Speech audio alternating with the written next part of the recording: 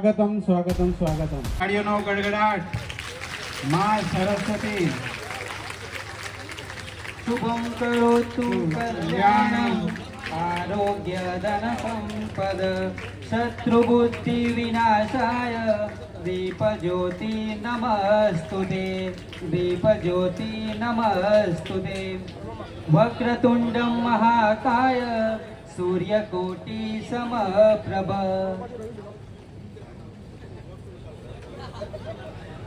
ताड़ीओना गड़गड़ाट साथे रावदावत दूध मंदिરના ચેરમેન શ્રી બુધરભાઈ તરફથી પણ 501 રૂપિયા બાળાઓને મળેલ છે।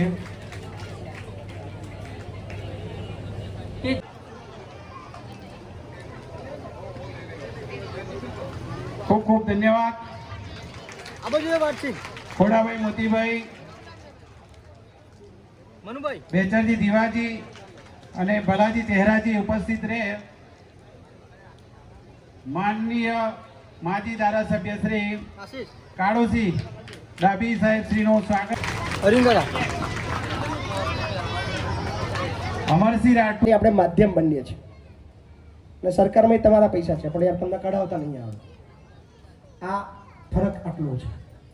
સો એ પણ તમને ચોક્કસથી કહું છું કે જ્યાં કોઈ ગરીબ દર્દી હોય કે મતલબ આખું આખું કુટુંબ એની પર ડિપેન્ડ હોય, ઓપરેશન માટે ધક્કા ખાતા હોય, પૈસાનો મેળ ના આવતો હોય, તો આપણે બેઠા છીએ એની ચિંતા ના કરતા। એનાથી વિશેષ તમારી આસપાસ નિરાધાર વડીલો હોય તો મારી સ્કૂલનું રિઝલ્ટ નીચું લાવવું કામ એટલે 99% 90% જ જાય।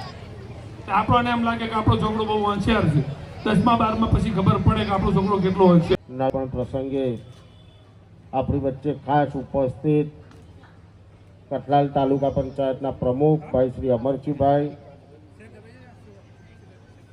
વિધાનસભાના પૂર્વ ધારાસભ્ય શ્રી કનુભાઈ કાળુસિંહ, અમારા સંગઠનના પ્રમુખ શ્રી કિરણસિંહ, આજ ગામના પ્રથમ નાગરિક સરપંચ શ્રી સુરસિંહજી,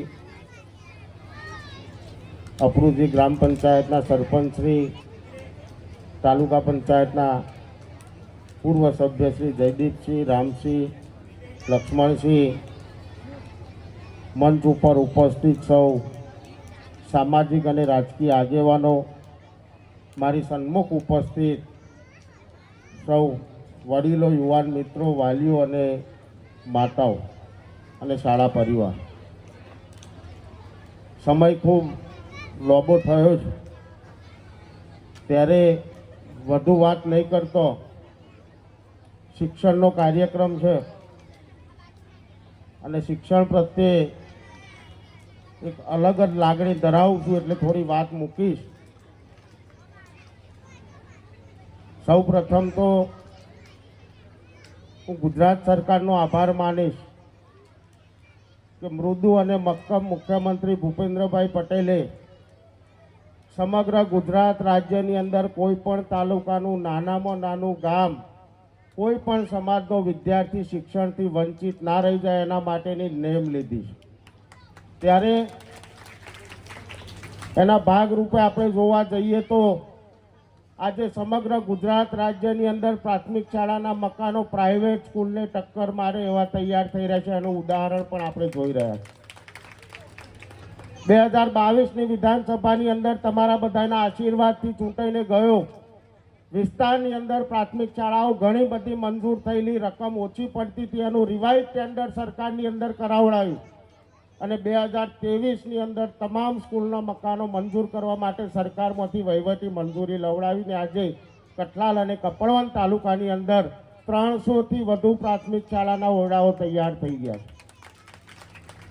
ત્યાર પછી 2023ના બજેટની અંદર સરકારે સૌથી વધુ બજેટ શિક્ષણ વિભાગને આપ્યું। 3 લાખ કરોડ જેટલી માતબર રકમમાંથી સૌથી વધુ બજેટ ગુજરાત સરકારે 49,000 કરોડ રૂપિયા શિક્ષણ વિભાગને આપ્યું।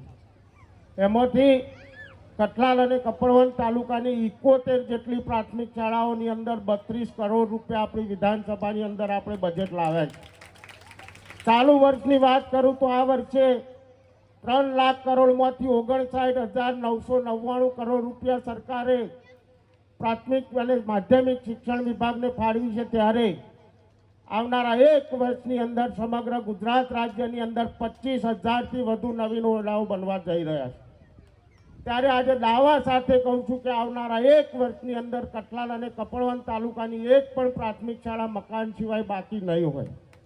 ત્યારે અહીંયા વાલીઓ પણ ઉપસ્થિત છે, તો વાલીઓને પણ વિનંતી કરું છું કે દેશના યશસ્વી વડાપ્રધાન નરેન્દ્ર મોદી સાહેબ, રાજ્યના મુખ્યમંત્રી શ્રી ભૂપેન્દ્રભાઈ પટેલ સાહેબ અને અહીંયાથી ચૂંટાયેલા રાજકીય આગેવાનો શિક્ષણ માટે ખૂબ ચિંતા કરતા હોય ત્યારે તમારી બધાની પણ એટલી જ જવાબદારી બને છે।